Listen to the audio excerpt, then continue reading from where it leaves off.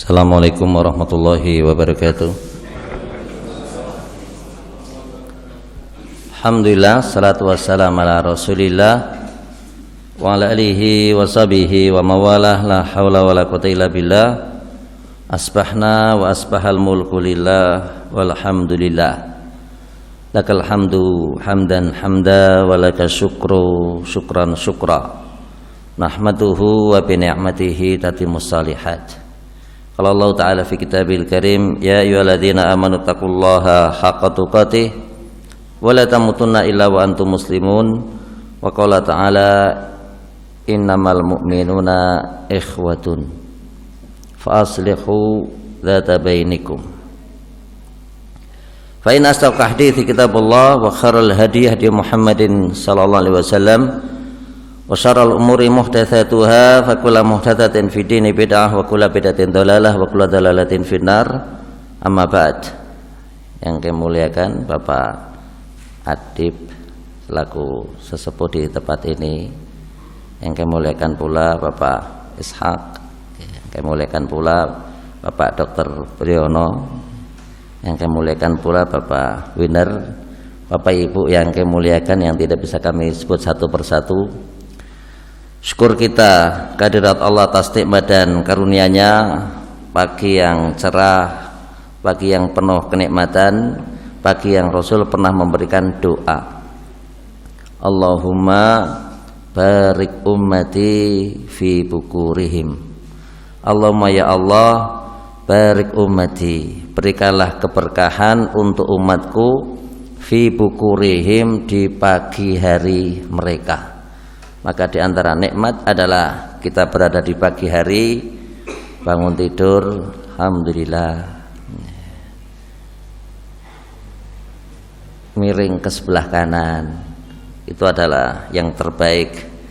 Berikutnya duduk adalah yang terbaik. Berikutnya berdiri, berdiri. Saya sudah berdiri tegak, baru kita berjalan, yang dengannya insya Allah akan terjauhkan seseorang dari penyakit stroke. Alhamdulillah, kita ke kamar mandi, nyalakan lampu bisa nyala, muter keran bisa ngalir. Kita ingat 40 tahun yang lalu Bapak Ibu, yang namanya bapak-bapak itu nek esuk niku nimbo. Yang namanya ibu-ibu kalau pagi itu biasanya nggodok toyo. Sekarang semuanya nikmat. Jawaban metek sanyo nyala, metek lampu ada penerangan, metek dispenser panas yang kadang membuat sebagian orang malas. Situlah kadang muncul kegemukan, dan disitu pula muncul tanda kiamat. Nah Bapak Ibu, tanda kiamat itu adalah zuhurus siman, munculnya orang-orang gemuk. Sini-sini alhamdulillah tidak ada yang gemuk, semuanya sehat. Bapak Ibu yang kami muliakan, nama kami Abdul Salam, asal kami dari Secang Magelang, bapak dari Secang Magelang, ibu kami dari Kalimantan. Dulu kami belajar tingkatan SD di Magelang, Al-Iman. Berikutnya kami belajar di Temanggung, MTS Muhammadiyah. Berikutnya kami belajar di tingkatan SMA Muhammadiyah Magelang, Tempuran, Pak Zain Fanani ini. Berikutnya kami enggak sempat selesai, terus pindah ke Salatiga Al-Irsyad. Berikutnya kami kuliah di Jakarta. Terus ada kesempatan waktu itu belajar program dari Kuwait selama setahun. Terus kami belajar di Islamic University yang berada di kota Madinah Nabawiyah, selesai tahun 2001, 2002, 2003 kami ngajar di Temanggung dan di Magelang. Seminggu 2 kali ke Jogja, tiap hari Rebo sama Sabtu nih Bapak Ibu ngelaju numpak bis. Skesa sangat, berangkat ngantuk sampai Jogja bangun nikmat. Dan mulai tahun 2004 sampai 2010 kami tinggal di Sleman. Berikutnya 2011 sampai sekarang tinggal di pesantren Hamalatul Quran yang berada di Kembaran Taman Tirto, Kasihan, Bantul.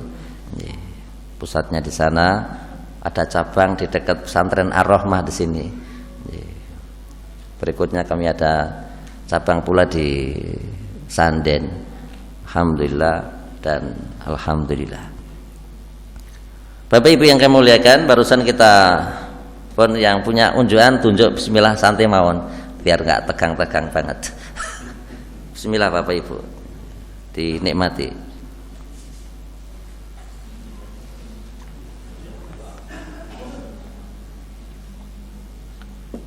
Allah Subhanahu wa taala firmankan, kita barusan mendengar Qari membaca ya ayyuhalladzina amanu taqullaha haqqa tuqatih. Wahai orang-orang yang beriman. Dikatakan wahai orang-orang yang beriman, dan disinilah kemuliaan bagi mereka orang yang beriman, karena Allah menyebutkan di dalam Al-Qur'an dengan banyak panggilan.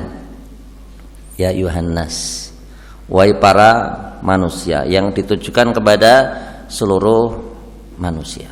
Ya Bani Adam, wahai anak Adam, wahai anak Adam. Ya ayyuhalladzina amanu, wahai orang-orang yang beriman. Ada juga al-munafiqun juga disebut di dalam Al-Qur'an. Ya ayyuhal kufar, ya ayyuhan nabi, qul ya ayyuhal kafirun. Allah menyebutkan qul ya ayyuhal kafirun. Allah menyebut untuk para istri Nabi, ya nisa'an nabi. Jadi semua apa yang disebutkan di dalam Al-Qur'an itu memuliakan manusia. Berbeda dengan sebagian orang yang memanggil umatnya dengan wahai sinten Bapak Ibu, kambing-kambing yang tersesat. Nah, ada sebagian orang manggil umat dengan apa? Kambing yang wahai domba. Menungso kok domba. Allah firmankan, ya ayyuhalladzina amanu, wahai orang-orang yang beriman, ittaqullaha, bertakutlah kalian kepada Allah, takutlah kalian kepada Allah. Dan ada seorang alim mengatakan, idza sami'ta qauluhu ta'ala ya ayyuhalladzina amanu fa'ar'i sam'ak. Jika engkau mendengar panggilan ya ayyuhalladzina amanu, maka pasanglah telinga Anda dengan baik-baik. Dan di sini Allah menyebutkan ittaqullaha, takutlah kalian kepada Allah. Apa itukah takwa? Maka Abdullah ibn Abbas dikatakan dari Bukhari, dari Murrah, diriwayatkan Bukhari dari Murrah bin Abdullah qala Rasulullah sallallahu alaihi wasallam haqqa tuqatih. Rasul bersabda, haqqa tuqatih yang dimaksud an yuta'a fala yu'sa, wa an yudhkara fala yunsa, wa an yushkara fala yukfar. Yang dimaksud dengan takwa adalah hendaknya engkau taat kepada Allah dan tidak berlaku maksiat. Ingatlah kepada Allah dan jangan engkau lupakan. Bersyukurlah kalian kepada Allah dan jangan engkau berlaku kufur. Yang pertama, taatlah kalian kepada Allah dan janganlah kalian memaksiat kepadanya, bermaksiat kepadanya. Terkait dengan maksiat Bapak Ibu, di zaman Rasulullah SAW ada seorang yang hadir ke hadirat Nabi, dan yang hadir ini adalah seorang pemuda. Wahai Nabi Allah, tadi aku di jalan ketemu sama perempuan yang cantik. Karena aku tidak kuasa, karena aku tidak tahan, maka aku cium perempuan ini. Terus pundi, saya nyesal. Saya menyesal dengan apa yang saya lakukan. Apa sabda Nabi? Maka Rasul bersabda, lenggau meriki, tenanglah. Dan disinilah Rasulullah SAW menyuruh anak muda ini tenang, Pak. Kapan mulainya? Habis zuhur. Habis zuhur. Lewat jam 2, lewat jam 3, datanglah waktu asar.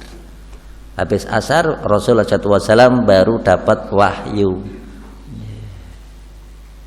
Dapat wahyu, di mana wahyu tersebut mengatakan innal hasanat yudhibnas sayyi'at. Hendaknya Anda melakukan ketaatan, dan dengan ketaatan itu akan membuat seseorang terhapus dosanya. Masya Allah, ini anak muda Bapak Ibu nunggu Nabi, nunggu napa? Wahyu. Kapan mulai?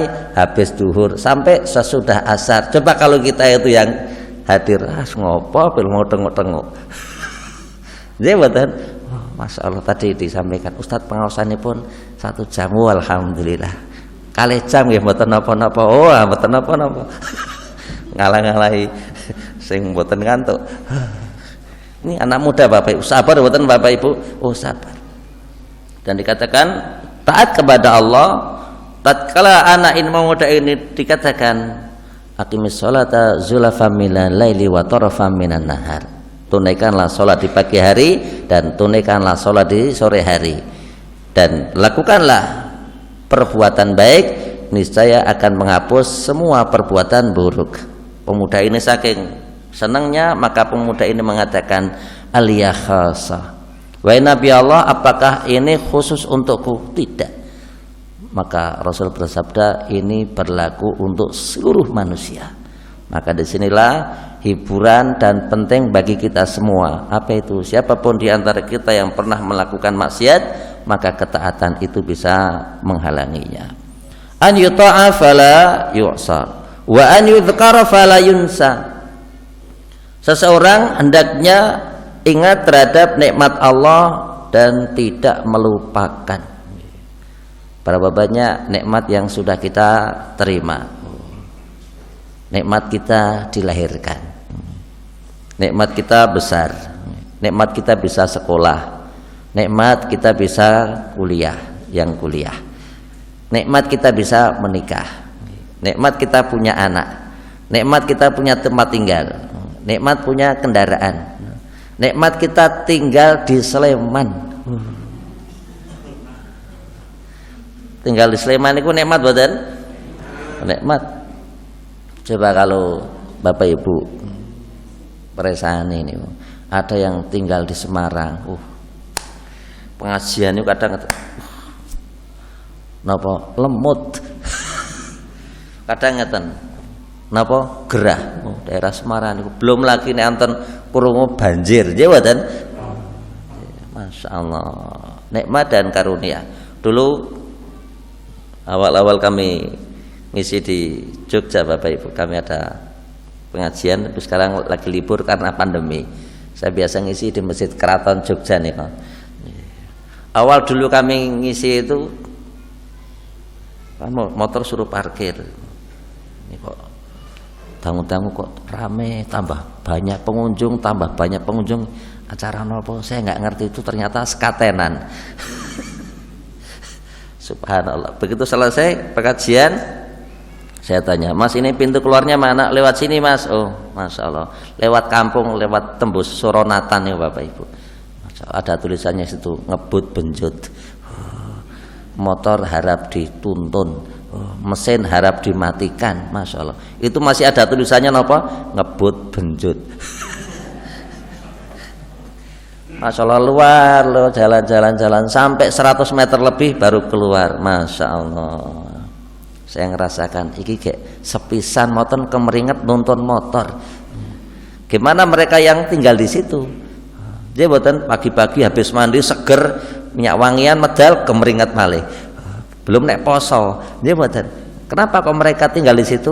Karena Allah tahu orang-orang yang tinggal di situ memang sudah ditetapkan kerasan teng meriku. Coba kalau kita tinggal di sana bisa jadi boten kerasan. Jadi boten. Kita ini nikmat. Motor bisa masuk rumah, alhamdulillah. Ya badan. Sebagian mobil masuk garasi, nikmat badan, nikmat. Maka Allah menyebutkan la in syakartum lazidanakum. Sekiranya kalian mau bersyukur, niscaya kami akan tambahkan karunia rizki. Dan dikatakan rizki itu ada dua. Rizki itu ada dua. Yang pertama rizki terkait dengan hal-hal yang bisa menopang kehidupan manusia. Apa itu? Makan, minum, sandang, jabatan papan, jabatan kendaraan, istri, suami, sing nom-nom. Maka dikatakan minal akli. Di antara nikmat yang bisa menopang seseorang itu adalah rezeki. Rezeki itu bisa berupa makanan. Ali bin Abi Thalib mengatakan wa afdaluha al-asalu. Makanan yang terbaik itu adalah madu. Makanan yang terbaik ini kenapa? Madu. Wah, madu kan diminum Ustaz. Wah, harus kita perjelas. Kalau Bapak Ibu tindak Arab ke toko madu itu beda dengan orang yang jual madu di negeri kita. Kalau di Arab itu kok jual madu. Syekh asal madu. Oh ya, saya makan ya, buka akan semil sendok gini. Kul bismillah. Oh, nggak cocok. Yang satu lagi ambil sendok lagi. Kul. Oh, napanya bilangnya napa? Kul. Makan. Kenapa? Karena madunya kan kental. Kalau di negeri kita gini kan nah di Arab tuh madu diginikan kental, maka orang Arab menyebut kul, madunya kul asal, makanlah madu, makanlah madu. Dan madu yang di negeri kita tentunya beda dengan yang di Arab. Di Arab sekilo kalau yang bagus 2 juta, 2,5 juta itu yang bagus. Nek teng mriki nggih sak botol nggih 1.000.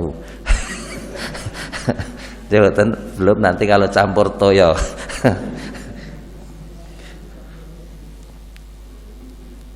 Maka ada yang namanya madu reso, ada yang namanya kerso madu. Baik, kul asal. Dan madu adalah obat Bapak Ibu. Madu itu obat. Ada seorang yang sakit perut dan mengadu kepada Rasul. Rasul memberikan petunjuk agar mengkonsumsi madu.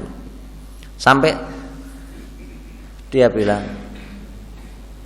datang pada Rasul lagi, ya Rasul, keluarga saya sakit perut. Rasul ngendikan konsumsi madu sesudah 3 kali. Maka Rasul menyebutkan shadaqallah wa kadzaba batnu akhika. Yang difirmankan oleh Allah itu benar, yang dusta itu weteng sedulurmu.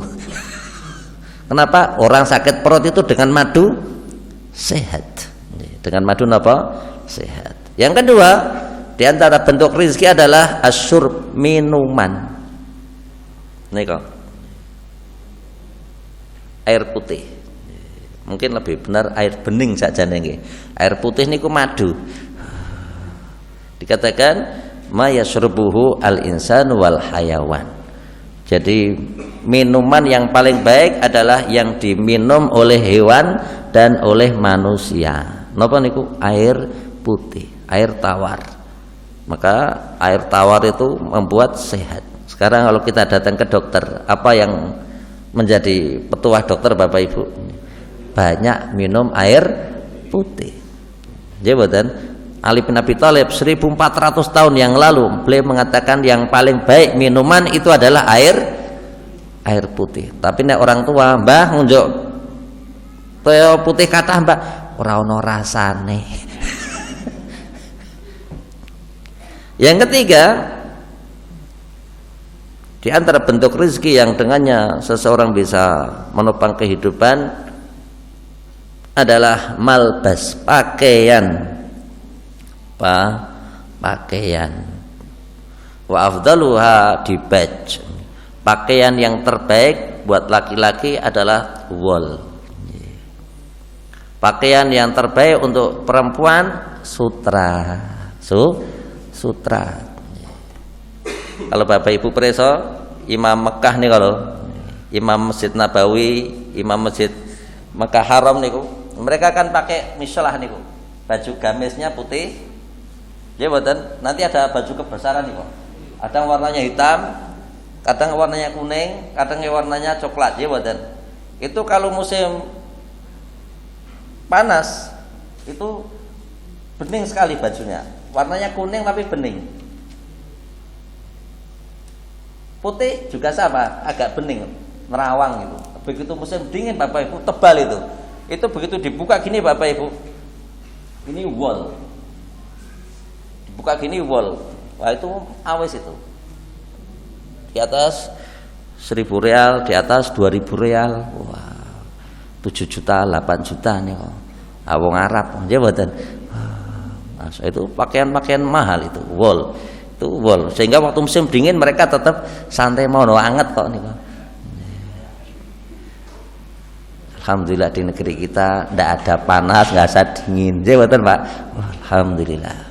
Untuk pakaian perempuan yang paling bagus nopo? Sutra. Saya pernah di Surabaya, ada toko besar, satu ruangan seperti ini, baju koko, baju batik, tak lihat itu, regane kelambi kok 2,5 juta, kelambi kok 3 juta, nggak beres ini. Saya tanya sama pegawainya, Mbak, ini mohon maaf sepertinya ada yang kurang trep. Apa Mas? Regane kok larang, apa beda? Iya, apa dari sutra? Betul. Jadi baju-baju yang terbuat dari sutra, ada sebagian laki-laki pakai baju sutra. Padahal tidak diperkenankan laki-laki pakai baju sutra. Laki-laki boleh pakai baju sutra dengan syarat jika gatelen.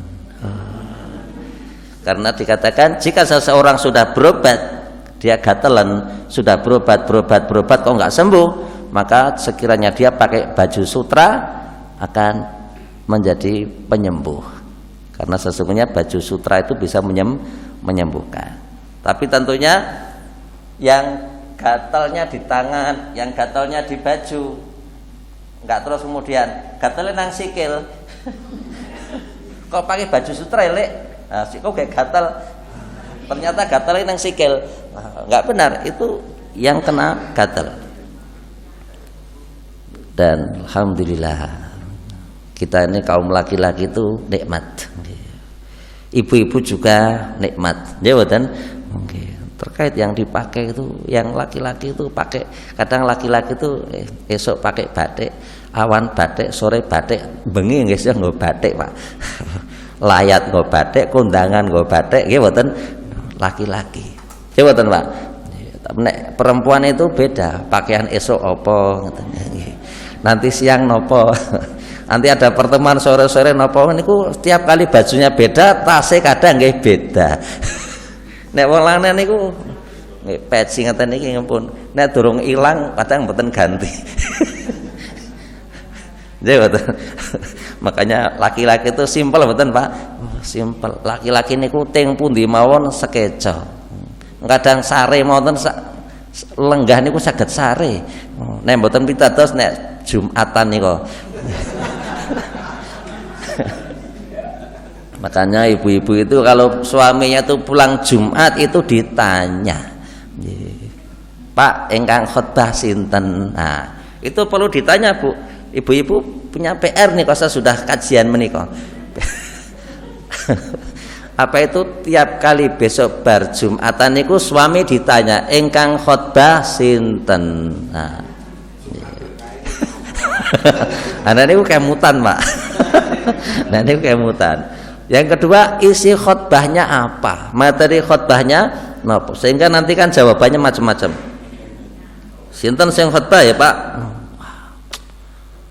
Kayak di foto ya.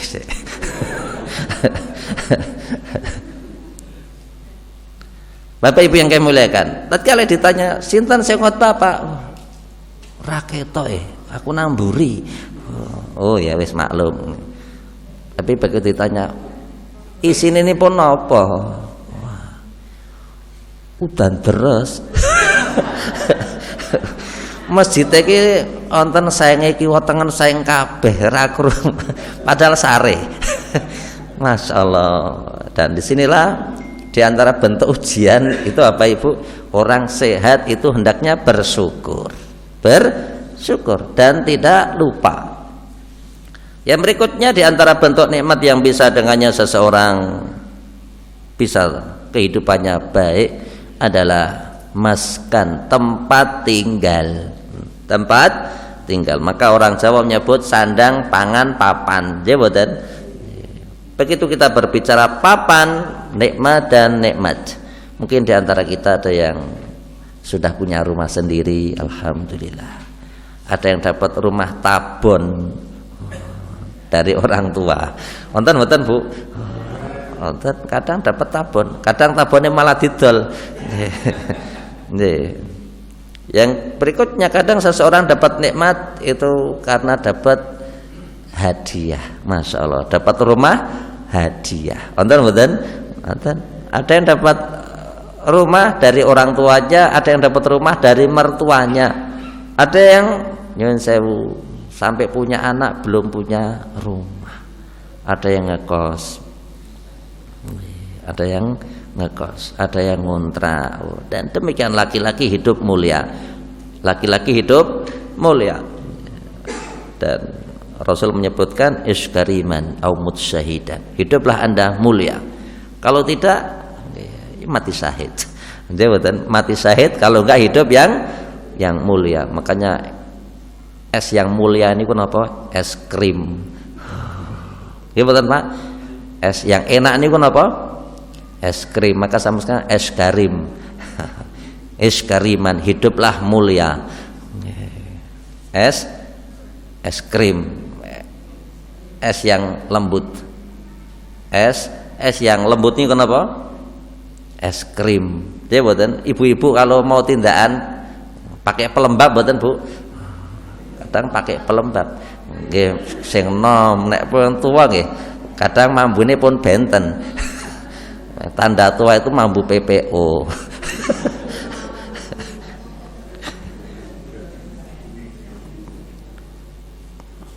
Karim itu artinya mulia. Karim itu artinya mulia. Karim itu artinya apa? Lembut. Maka sampai sekarang kita orang Jawa bilang udan sing lembut niku napa? Kremun.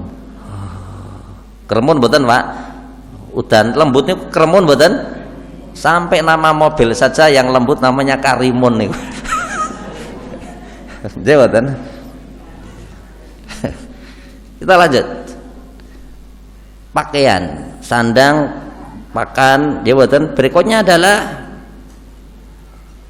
markub, sesuatu yang dengannya seseorang itu bisa hidup dengan baik adalah memiliki markub, tunggangan. Tunggangan ini bisa jadi sepeda, ontel, ya betul, bisa jadi sepeda motor. Dulu waktu kita SD itu yang punya pit ontelnya kepala sekolah ya Pak. Ya mboten. Yang punya pit ontel niku sinten? Kepala sekolah. Nek mboten nggih tukang pos. Itu yang punya pit. Nek mboten putrane juragan niku ora duwe pit. Nek mboten putrane Ndara niku mboten kagungan pit. Nggih mboten. Berjalan waktu motor yang kita menyebut Honda. Honda. Ono tamu Mas? Heeh. Mas to napa? Honda. Ning merek Yamaha.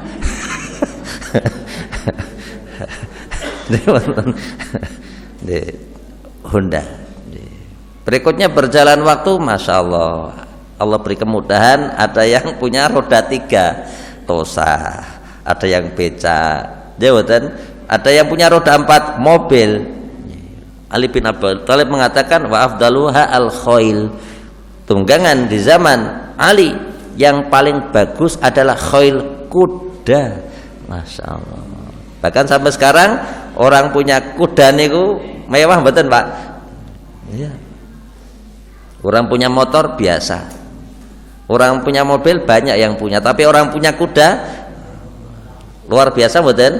Luar biasa. Di mana kuda itu kadang biayanya lebih mahal dibanding yang ngerawat. Ya betul. Kuda itu kadang sekali minum madu sak botol ya Pak. Kuda itu sekali jamu itu kadang telur bebek 10. Masya Allah. Nah, saya ngopeni kadang dok separuh. Ya betul. Apalagi tumbak soto, andoke wiri. Iwir-iwir mboten, Pak. Tumbak soto itu kadang telurnya nggih mboten tenggelam segan, ngambang nggak mau. Masya Allah, ini Masya Allah. Berikutnya, tatkala kita berbicara merkub, tunggangan, maka kuda adalah yang mewah. Kuda mewah. Maka Allah menyebutkan zuyyina linasi hubbus syahawati minan nisa'i wal banina wal qanatiril muqantara. Manusia itu dihiasi cinta terhadap syahwat, cinta kaum wanita, cinta anak laki-laki, cinta harta permata dan perak, cinta tanaman, cinta terhadap ternak, cinta terhadap al-khail al-musawwamah, kuda yang tegap-tegap. Masya Allah. Berikutnya, termasuk hal yang bisa menopang kehidupan dunia adalah adanya istri, adanya suami. Itu sesuatu yang bisa menopang kehidupan seseorang. Dan di sini adalah nikmat yang pertama. Nikmat yang kedua adalah rizki yang terkait dengan kebutuhan rohani. Apa itu? Ilmu dan iman. Ilmu dan iman.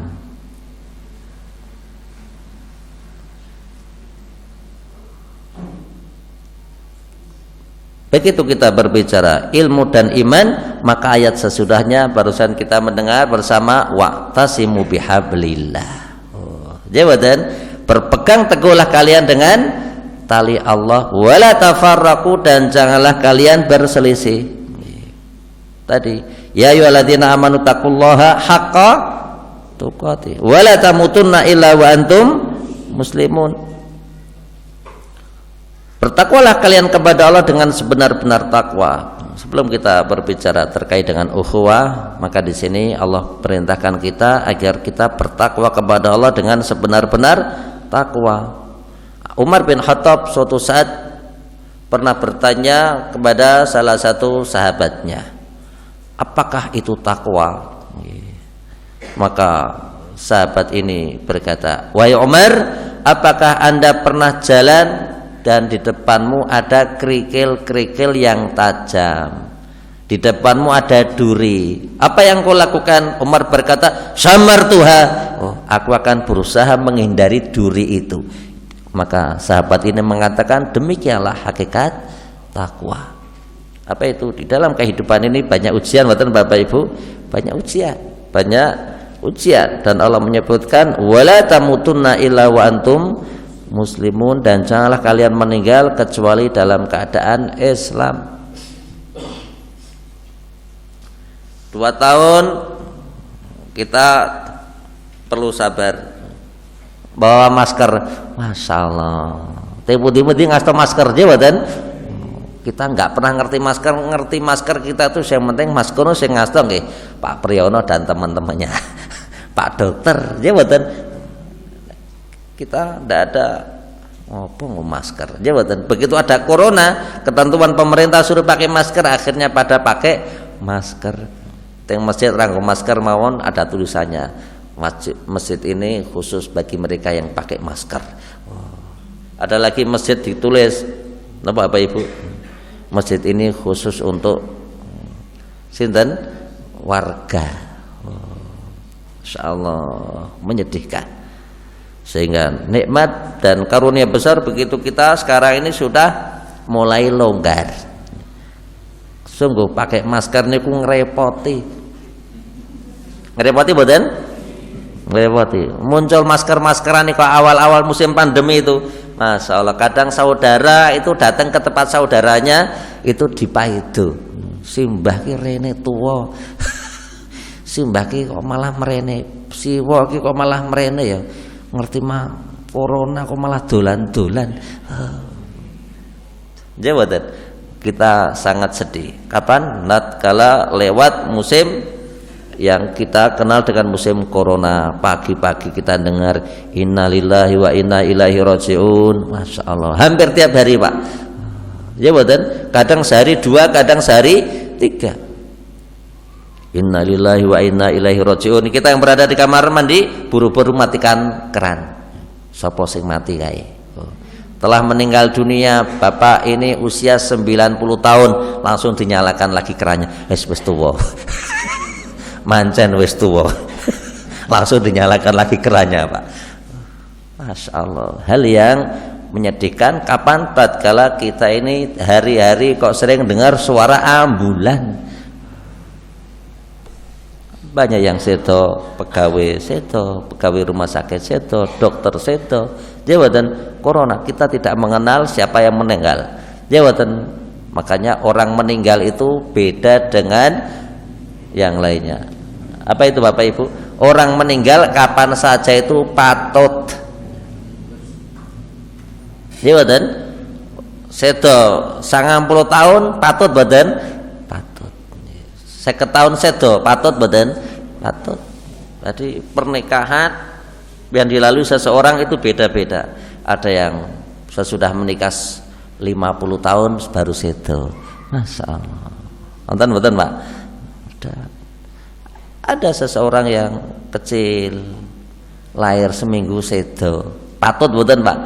Patut. Namanya orang meninggal kapan saja patut. Dan kita kok alhamdulillah sampai besar ngerti syariat, maka Allah menyebutkan wala tamutunna illa wa antum muslimun. Dan janganlah kalian meninggal kecuali kalian dalam keadaan berserah diri kepada Allah. Orang hidup ini miskin.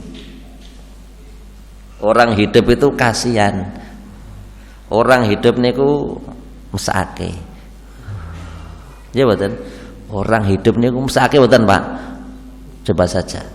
Kalau Bapak Ibu mungkin pas di kamar mandi kok kemudian mandi pun ambior sampune entek niku. Bingung mboten, Pak? Wah, sampune entek ya. Akhirnya terus seperti Pak, digojaki mboten kira-kira. Kasih toya mboten? Kasih gojak-gojak. Nggih mboten. Buka, nggih mboten pun siram. Nanti suami nggih ngoten. Suaminya mandi. Sampun entek digojaki malih mboten, Pak? Nggih. Begitu suaminya sudah nanti anak mandi, nggih mboten? Kadang terakhir wis entek pun ora mumpluk. Minta butok. Padahal punya di dalam. Lupa ngambil. Nggih mboten? Padahal di rumahnya punya sampo, mungkin punya sabun. Kadang odol niku telas. Odol nggak habis, pejet, ya mboten? Begitu tak suwe-suwe ketok ngegunting mriki. Mesake mboten manusia itu, Pak. Masya Allah. Manusia itu dhaif mboten? Dhaif. Manusia itu lemah mboten? Sangat lemah. Maka dikatakan wa khuliqal insanu dhaifa. Manusia itu diciptakan dalam keadaan dhaif. Masya Allah. Ya mboten? Manusia itu lemah mboten, Pak? Lemah. Maka dari sinilah Allah menyebutkan wala tamutunna illa wa antum muslimun, dan orang yang meninggal itu sungguh dalam keadaan lemah. Kenapa? Wudu nggak bisa maka diwudukan, adus raiso maka dimandikan, pakai pakaian nggak bisa maka dikafani, ya betul? Nggak bisa sholat maka disolatkan, dhaif. Karena manusia itu tahu suatu saat akan dhaif dan di situ akan ada pertanggungjawaban yang harus dilakukan, maka tatkala hidup jadilah muslim yang sejati. Bagaimana caranya? Allah firmankan wa'tasimu bihablillah. Berpegang teguhlah kalian dengan tali Allah, wala tafarraqu. Maka di sini perintah. Tatkala Allah mengajak bicara manusia itu macam-macam bentuknya. Ada yang bentuknya larangan. Ada yang bentuknya larangan. Ada yang bentuknya berita. Berita. Wal walidatu yardha'na auladahun haulaini kamilain. Kaum wanita itu mereka menyusui anaknya selama 2 tahun penuh. Ini berita. Tapi di situ ada perintah. Oh, kalau wanita itu hendaknya menyusui anaknya pinten Bapak Ibu? 2 tahun, sekalipun kadang yang namanya anak itu belum besar wis ndadi. Ya mboten, baru usia setahun sudah hamil lagi, dia boten.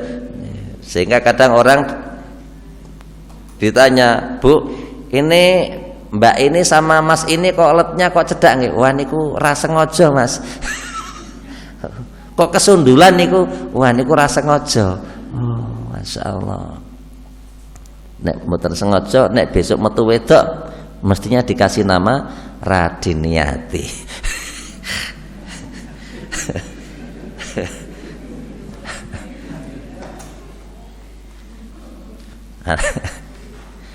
Wa'tasimu bihablillah, berpegang teguhlah kalian kepada Allah, bihablillah dengan tali Allah. Maka yang dimaksud dengan al-isma dikatakan wa'tasimu, seseorang itu hendaknya berpegang teguh, berusaha untuk tidak berselisih, berusaha untuk tidak bercerai-berai. Dan dikatakan yang dimaksud bihablillah adalah Al-Qur'an. Al-Qur'an. Walhamdulillah Bapak Ibu, saya belum lama tanya bagian tahfidz itu 3 minggu yang lalu. Saya tanya, ini adik-adik sudah pada siap semaan 30? Enggak, insya Allah Ustaz. Berapa orang yang siap? 35 Ustaz. Masya Allah, 35 santri siap semaan. Seminggu yang lalu saya tanya berapa, sekarang sudah siap 50 Ustaz. Masya Allah. Adik-adik penghafal Al-Quran itu Pak, siap semaan. Masya Allah, siap semaan. Biasanya di tempat kami nek hari Sabtu itu ya biasanya semaan. Santri baca 20 juz. 20 juz. Nanti hari Ahadnya 10 juz. Masya Allah. Dan setahun yang lalu itu sempat ada wisuda. Alhamdulillah. Itu ada 8 anak Bapak Ibu. 8 anak yang ngapal tanpa salah. Masya Allah. 0 salah. Dari awal sampai akhir berapa? 8 anak. Masya Allah. Kami ada siswa itu sekarang belajar di S2 di Medina. Waktu pas dia tes ditanya, waktu itu Syekh nanya, siapa di antara kalian yang hafal Al-Quran? Tidak ada yang ngajong. Padahal siswa-siswa kita banyak. Awet dites. Ada di antara siswa kami ngajong. Saya hafal. Semuanya. Sini maju. Syekh nanya, anta hafidul Quran? Kamu hafal Al-Quran? Iya. Mutkin? Iya. Yang mana mutkin? Juz berapa juz?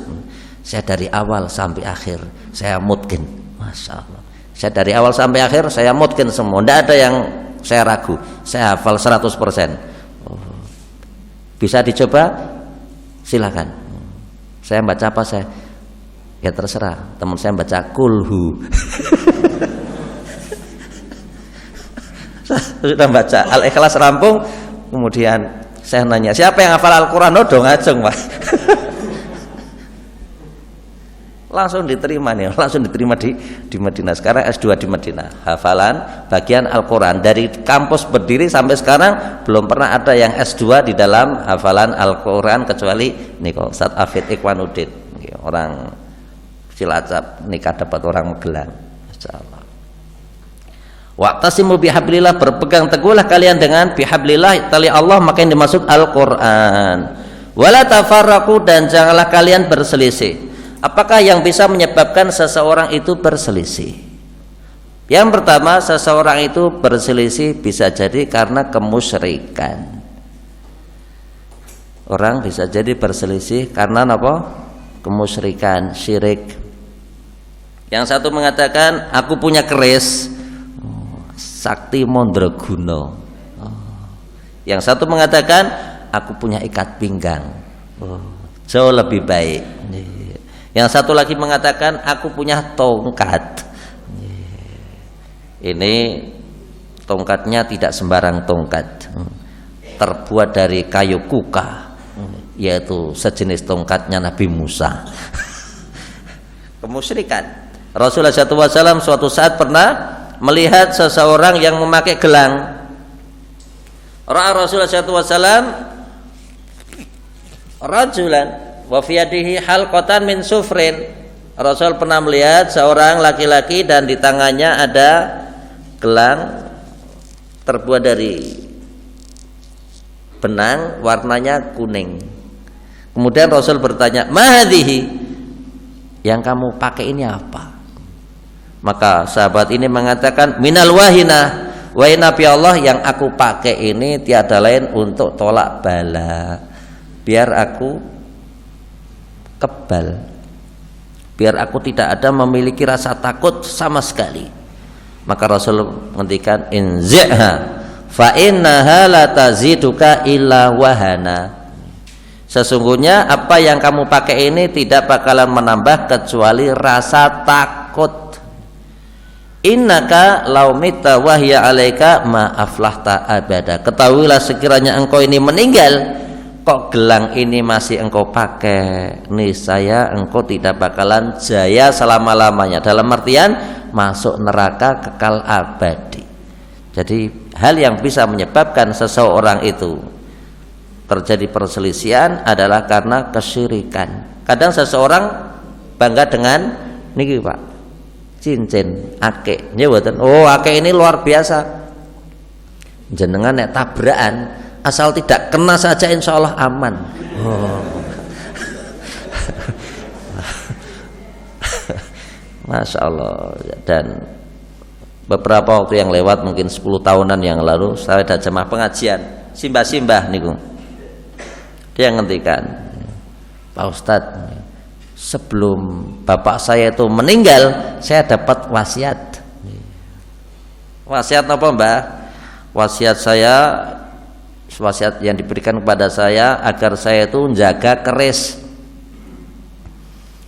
Di dalam 35 hari, selapan sekali harus dimandikan pakai banyu kembang. Kalau tidak saya lakukan, bapak saya bilang keris ini akan modot. Berasa nggih modot? Modot ini bahasa Indonesia napa? Napa bahasa? Modot itu tatkala keris itu dimasukkan pada rangkanya, dia akan naik sendiri. Ya betul? Itu bahasa Jawanya napa? Modot. Kemudian kami tanya, "Sakniki keris yang putih, Mbah?" "Tak gua nang kali."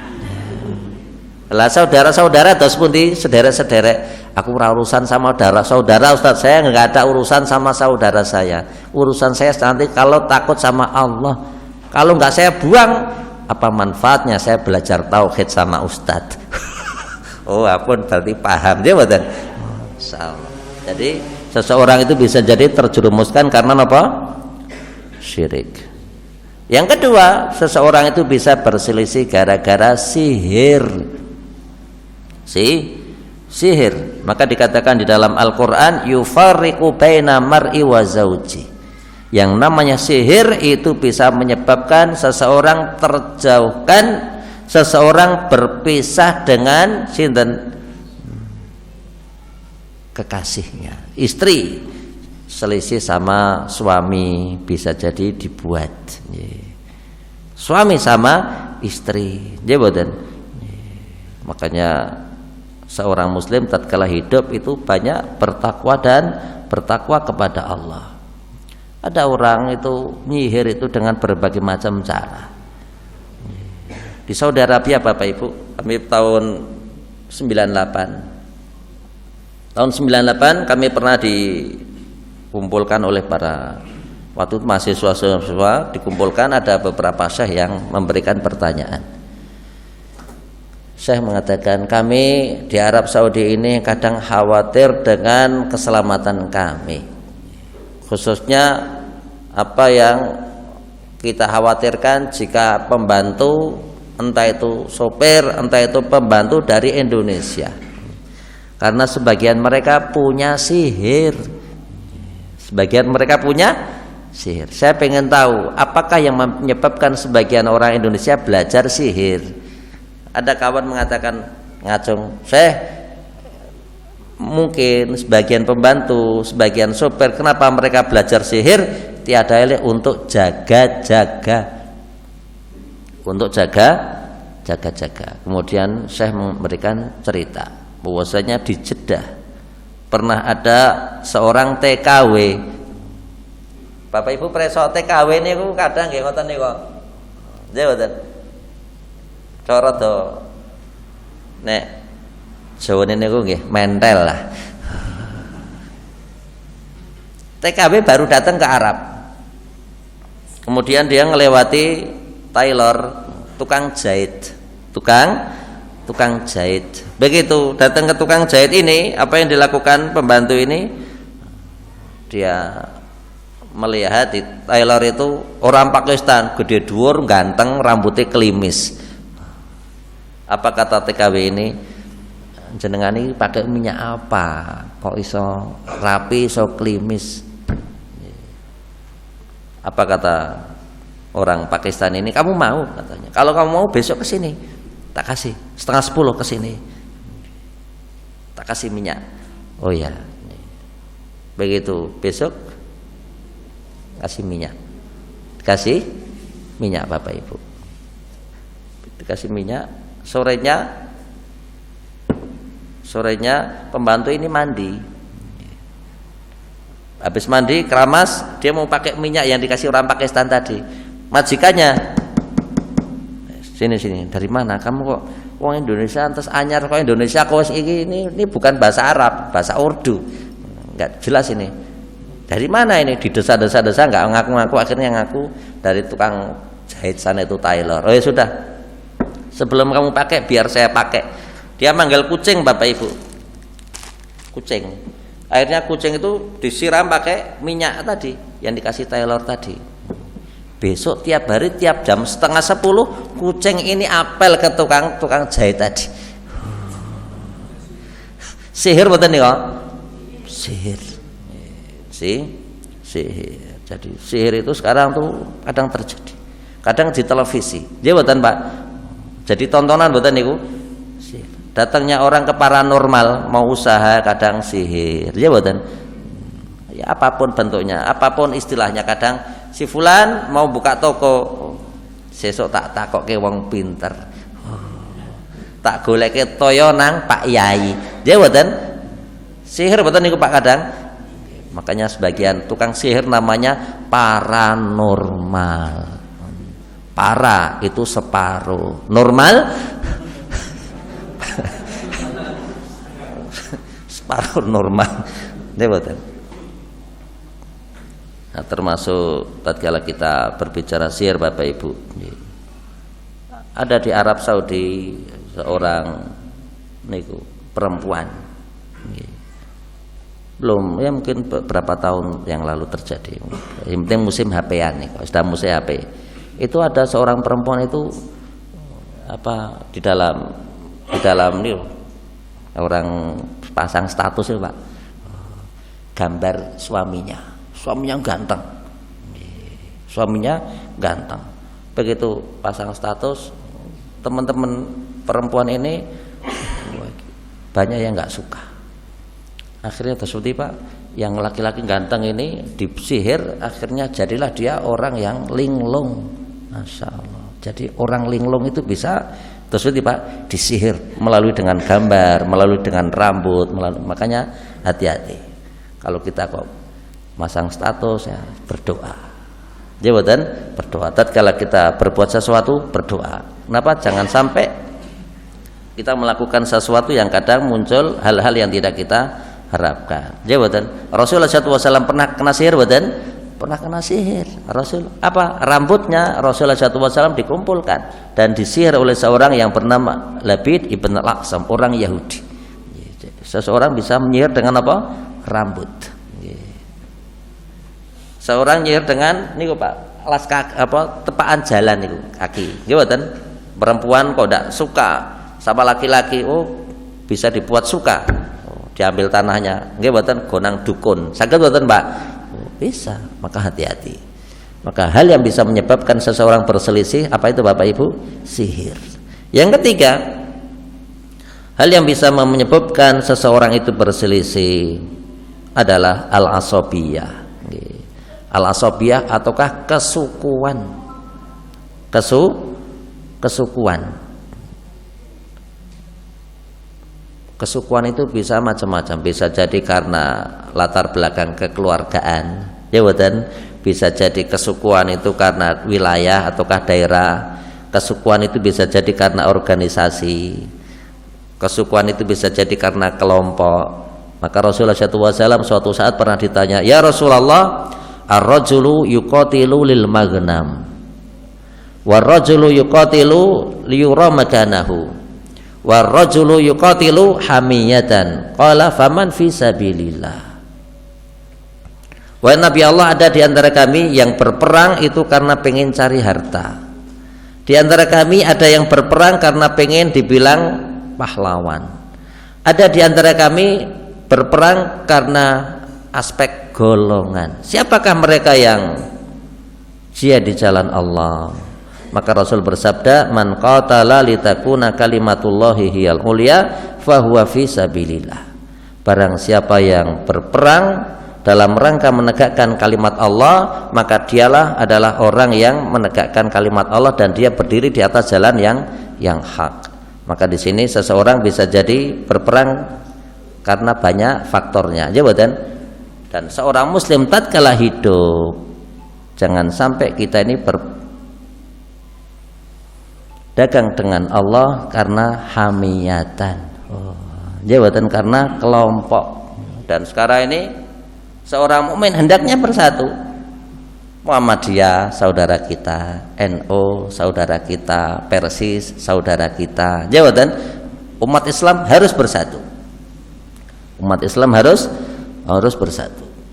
Dan Allah menyebutkan di dalam Al-Qur'an, wa'tasimu bihablillahi jami'an. Berpegang teguhlah kalian dengan tali Allah secara utuh. Wala tafarraqu, dan janganlah kalian berselisih. Kadang orang berselisih biasa. Suami istri aja kadang berselisih ya Pak. Ya betul. Kadang terjadi perselisihan, ya, tapi kadang perselisihannya hanya sebatas di dalam kamar. Begitu keluar dari kamar, sudah tidak pernah ada masalah lagi. Ya betul. Nikmat, tatkala hidup. Tatkala kita hidup itu nikmat. Harus nikmat dan dinikmati. Harus nikmat dan dinikmati. Dan seorang tatkala kita berbicara berselisih itu bisa jadi karena ittibaul hawa. Bisa jadi napa? Berselisih itu karena napa? Ittiba'u al hawa. Kenapa ittibaul hawa niku? Ittiba mengikuti hawa. Oh, mengikuti kaum Hawa Ustaz, mboten. Hawa itu hawa. Siti Hawa itu pakai ha. Hawa itu hawa nafsu. Maka seorang itu berselisih karena wanita. Hawa nih Pak. Hawa betul. Ini kalau bapak-bapak ini kalau diperkenankan sama istrinya untuk menikah lagi, mungkin banyak yang ngajeng. Tapi ada yang berani, ada yang nggak berani. Ya betul. Ya, ada yang nggak berani karena tahu diri. Ya betul. Dan masing-masing tahu ngukur. Kenapa? Karena orang hidup itu karena ngukur maslahah. Ya betul. Orang hidup masalah betul Pak. Dan di zaman sekarang ini banyak kaum wanita dan banyak wanita yang cantik betul sini Pak. Ibu-ibu ini semuanya cantik betul. Coba tanya suaminya. Ya betul. Pak, siapa wanita yang tercantik yang menurut Bapak cantik? Satu, yang paling cantik itu Hawa. Yang kedua Saroh. Kenapa kok Saroh Pak? Karena Saroh itu cantiknya seperti Hawa. Yang ketiga, istri-istri Nabi semuanya cantik. Yang berikutnya baru istri saya. Betul? Oh ya. Jadi Saroh itu wanita yang paling cantik sesudah sinten Hawa. Karena Allah tidak pernah menciptakan wanita secantik Hawa kecuali sinten Saroh. Masya Allah. Kapan-kapan kita cerita Saroh. Baik, Bapak Ibu yang kami muliakan, nikmat dan karunia tatkala kita ini memiliki istri. Namun demikian yang namanya perselisihan itu bisa jadi karena wanita. Bapak Ibu preso, yang namanya niko surat Al-Baqarah, innallaha ya'murukum an tadhbahu baqarah. Ya betul niko. Sesungguhnya Allah memerintahkan kalian agar kalian menyembelih apa? sapi betina. Itu disebabkan apa Bapak Ibu? Wanita. Niki Gampil. Ini paman punya anak. Seorang punya anak. Seorang punya anak. Oh ya, sama-sama punya anak. Sama-sama punya anak. Begitu sama-sama punya anak, yang anak ini ngesir sama anak pamannya itu ayu. Begitu dilamar, pamannya nggak ngasih. Apa yang dilakukan sama anak ini? Karena saking jengkelnya, pamannya yang dibunuh. Begitu dibunuh, dibuang ke kampung sebelah. Begitu dibuang ke kampung sebelah, geger mboten, masyarakat mengatakan yang membunuh adalah warga sini. Akhirnya tersebut mereka tidak terima dan datanglah kepada Nabi Musa. Maka Nabi Musa berkata, sesungguhnya Allah memerintahkan kepada kalian untuk menyembelih sapi betina. Akhirnya kata mboten ini kok syaratnya enggak rampung-rampung sampai dikatakan syaratnya adalah sapi betina yang masih muda, yang belum pernah dipakai untuk membajak, yang warnanya bagus, dia boten. Dan dikatakan sapi itu yang memiliki satu orang dan dia tidak akan menjual sapi tersebut kecuali dengan emas sebesar sapi. Sapi itu disembelih Bapak Ibu, dikeleti, dijahit, baru dimasukkan emas. Itulah harga sapi itu. Maka Allah menyebutkan fadzabahuha wa makadu yaf'alun. Maka mereka pun menyembelihnya dan hampir-hampir saja mereka tidak mampu melakukannya. Niki gara-gara perempuan boten Pak? Perempuan. Dan Allah menyebutkan inna kaidakunna azim. Propaganda wanita itu sangat dahsyat. Terkait dengan itibaul hawa, seseorang itu bisa jadi berselisih gara-gara harta. Terakhir, seseorang itu bisa jadi berselisih gara-gara aljah. Ini kok Pak? Rebutan kursi. Jawatan? Bisa jadi rebutan apa? Kursi. Wah, sekarang ini sudah mau pada rebutan kursi mboten Pak? Kita ingat Ramadan, alhamdulillah kita bisa taraweh bersama, bisa bagi zakat fitri, bisa sholat id, idul fitri, bisa bagi angpo, ya betul, bagi ibu-ibu yang bagi alhamdulillah, bagi bapak-bapak yang bagi alhamdulillah, yang dapat nggak alhamdulillah. Sekarang pertanyaannya, lebih seneng yang bagi atau lebih seneng yang menerima?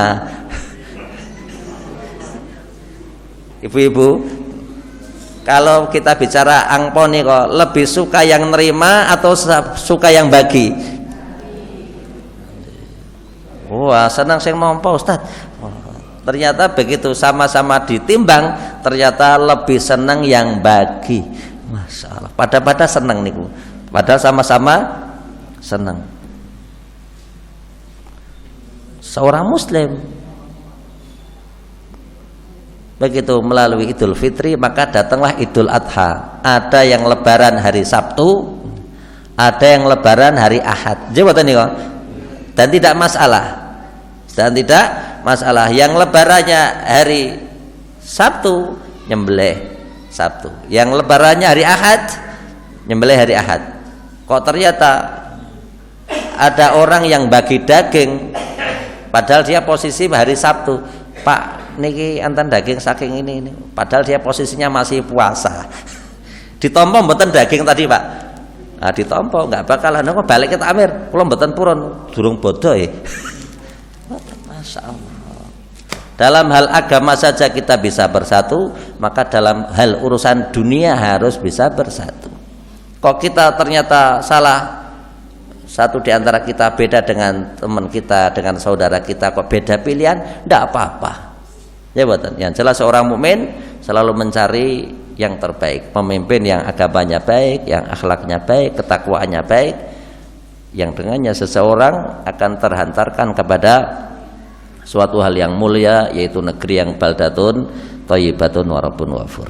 Amin ya rabbal alamin. Maturun atas perhatiannya. Demikian bisa kami aturkan. Semoga Allah Subhanahu wa taala senantiasa menjaga kita semua, diberi kesehatan, diberikannya rezeki yang barokah, ilmu yang bermanfaat, anak yang soleh dan solehah, dilunaskannya dari hutang barangkali di antara kita memiliki hutang, dan semoga Allah Subhanahu wa taala menghadiahkan untuk kita semua pemimpin-pemimpin yang terbaik sehingga akan berdiri negeri baldatun thayyibatun wa rabbun ghafur.